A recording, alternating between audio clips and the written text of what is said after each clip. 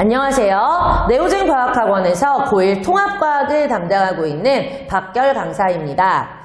안국고의 2025년 2학기 기말고사 통합과학 내신 분석 리포트입니다. 안국고는 올해 전반적으로 학교에서 배우는 내용이랑 구교재에서 언급한 자료와 예시를 좀 중심으로 하는 개념을 이용의 문제가 계속해서 출제가 되었었습니다.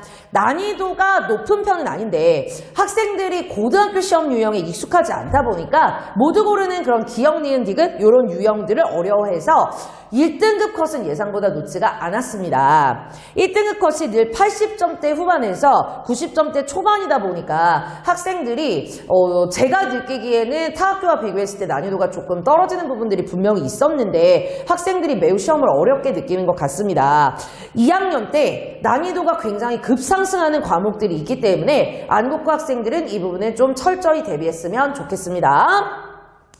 생명지구과학 파트보다 물리 파트의 난이도가 좀 더 높았습니다. 1학기 때도 화학 파트의 난이도를 가지고 변별력을 충분히 조절을 했기 때문에 안국고 선생님은 생명이나 지구같이 암기 파트 같은 경우에는 기본 개념과 학교에서 배운 내용들, 선생님이 강조하는 부분들 이런 걸 충실히 좀 체크하려고 하시고 물리나 화학 같은 경우에는 또 수능이나 이런 어려운 파트로도 연결이 될 수가 있기 때문에 변별 요소를 좀 갖추려고 하십니다. 2학년에서도 그쪽 파트가 좀 많이 어려워지는 게 안국고이기 때문에 열심히 공부를 해놔야 합니다.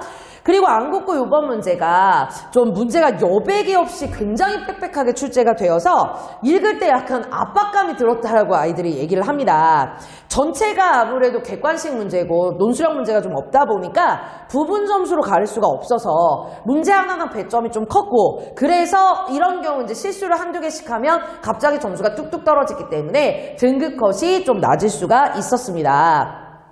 주어진 그림 자료들이 공부하면서 좀 익숙한 기본 형태의 그림들이 많이 나왔습니다. 응용이나 아니면 새로운 그림 자료보다는 기본 개념 원리에 얼마나 충실한지, 공부를 얼마나 성실히 했는지 판단할 수 있는 요소를 그대로 갖추고 있습니다.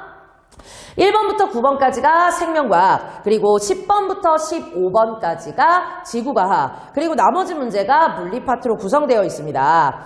각 파트와 단원별로 문제가 차근차근 순서대로 출제가 되어 있었기 때문에 학생들이 좀 문제 풀 때 이런 경우는 난 요거는 빨리 풀 수 있고 요 부분은 좀 시간이 걸리고 수 있으니까 빼놨다가 풀어야지 이러면서 좀 문제의 어떤 집중도나 시간 배분을 좀 조절을 할 수가 있습니다. 그런데 이렇게 빼놓고 푼 문제를 마지막에 정리를 못하고 놓치는 경우가 있을 수 있기 때문에 그 부분만 좀 조심한다면 문제 푸는데 충분히 집중할 수 있는 그런 구성입니다.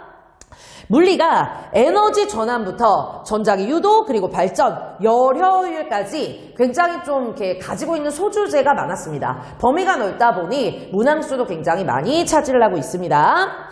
3번 문제 같은 경우에 학생들이 굉장히 질문을 많이 했습니다. 시험 끝나고 염분 저장 조직이 물과 관련된 현상인지 요거를 다시 한번 물어보았는데요.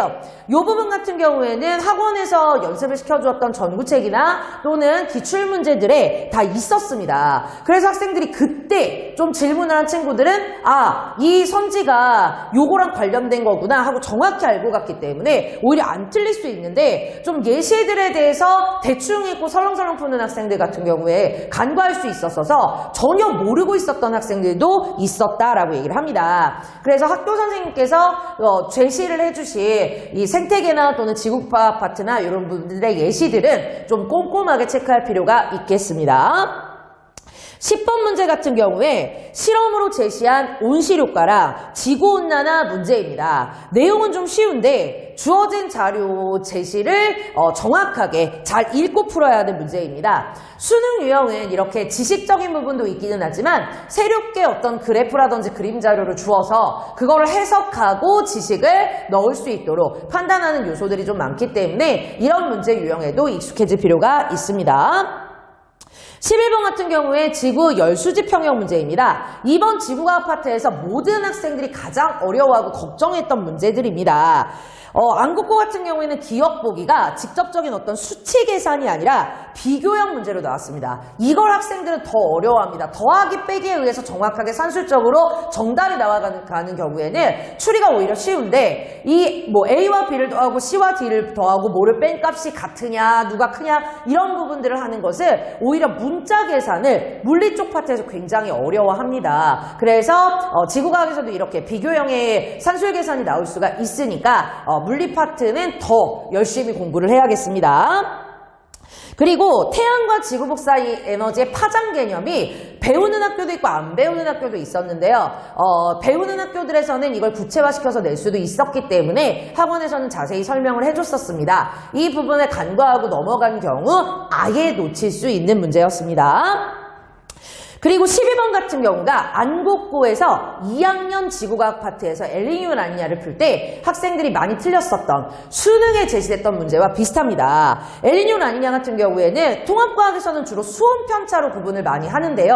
그리고 이제 조금 어렵게 내는 심화형 학교 같은 경우에 뭐 대화고도 그렇고 운전고도 그렇고 편차 부분을 기압 편차라든지 해수면의 기울기라든지 이런 것들로 냅니다. 그런데 여기에서는 이제 구름량을 제시를 해줬습니다. 그러면 이제 따뜻한 해수에 따라 상승 기류가 어디 생기고 구름량이 많아지고 그거에 따라 또 햇빛의 반사량이 어떻게 되고 이런 것들을 유추해야 하는 좀 어려운 문제인데 안국고 2학년 문제가 그 부분이 이제 수능 영역에서 적외선 이제 파트를 가지고 나왔는데 그거를 2학년에서 많이 틀리게 했듯이 요번에 1학년 문제에서도 이렇게 다른 학교에서 잘 제시를 안 했던 구름량으로 제시를 하면서 조금 변별력을 갖출 수 있었던 문제입니다. 물리 문제는 18번, 19번이 전자기 유도입니다.